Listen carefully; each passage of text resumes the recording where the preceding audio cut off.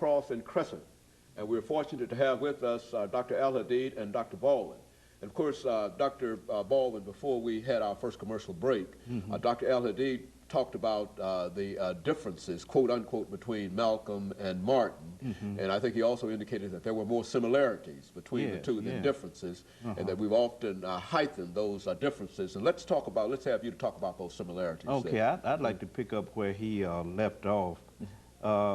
Malcolm and Martin are commonly viewed as leaders who stood on opposite extremes of the leadership spectrum. One author puts it, it's like two in a Manichaean contest, the forces of light against the forces of darkness. But as Dr. Al-Hadid said, we are trying to show that the two men complemented each other, that they corrected each other, that they were influenced by each other, that they received impelling moral, spiritual, and intellectual power from each other. They came together around a lot of issues, such as the issue of class toward the end of Malcolm's life, dealing with the issue of economic injustice and how that relates to racial injustice. They came together on the South Vietnam issue, and American involvement in South Vietnam. They came together around the South African issue, South African apartheid.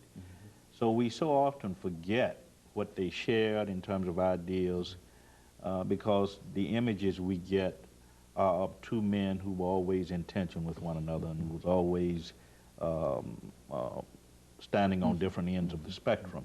I think one scholar refers to Malcolm as King's ideological nemesis. And we get this kind of image, but we want to try and correct that, to show that if we bring about a creative synthesis of the insights and the ideals of both men, we can address a lot of problems in the contemporary world, such as religious bigotry and intolerance, racism, classism, economic injustice. I think both men spoke to these issues in similar ways.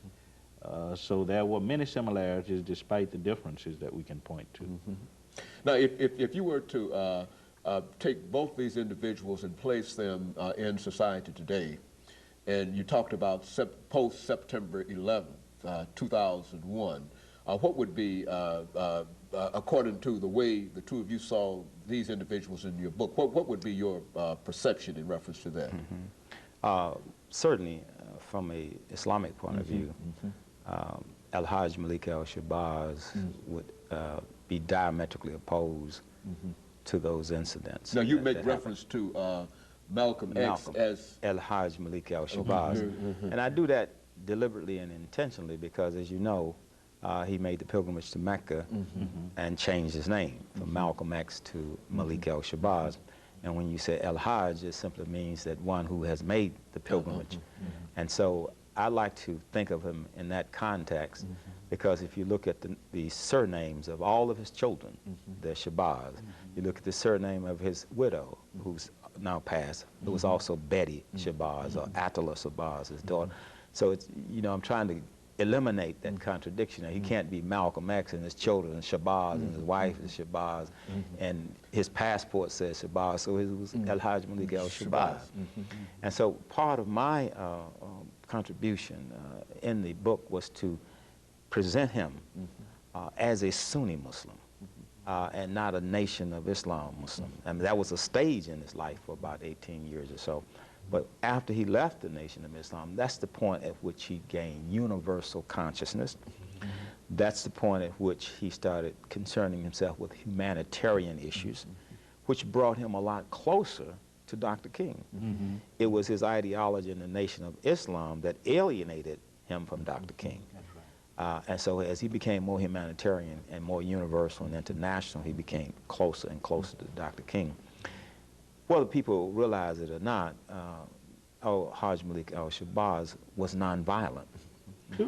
And when he used the term by any means necessary, he was not using it in a Machiavellian sense of letting the ends justify the means. He was just simply saying, we will address a given economic, political, social, or moral situation based on the way it is defined and based on the way it is presented. So whatever level of struggle, or in Islam we say jihad, it requires to overcome that barrier or that opposition, then that's the means that you have to use. But once you overcome it, you have to stop at that point.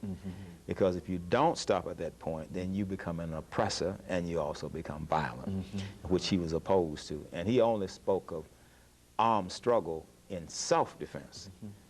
The incident that happened at the World Trade Center and the Pentagon was offense. And a lot of collateral damage was done. A lot of slaughter was done. It has nothing to do with Islam from Al-Hajj Malik al-Sabah's point of view. And if you read the life of the Prophet Muhammad from 610 to 632 and all the military campaigns that he mounted at Badr and at Uhud and Udaybah and in Medina and Mecca, he always said, you should fight soldiers, not women, not children. Don't kill in the cattle. Don't destroy farms. Soldiers fight soldiers. They don't involve innocent people in their conflict. Dr. Baldwin, how would Dr. Martin Luther King see September 11th? Well, first of all, I agree wholeheartedly with what Dr. Al-Hadid said. I think both Malcolm and Martin would be very opposed to what happened. As Dr. Al-Hadid said, what happened has nothing to do with Islam.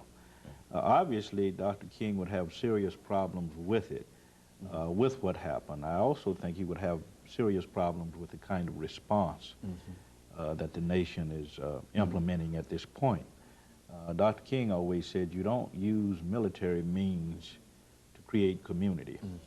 And he would advocate diplomatic means, perhaps the use of economic sanctions, but you never resort to military means. So I think he would have a problem with the whole scenario, the way the thing is working out, in terms of what happened at the Trade Center and the Pentagon, and also what is happening in terms of the U.S. military response to that.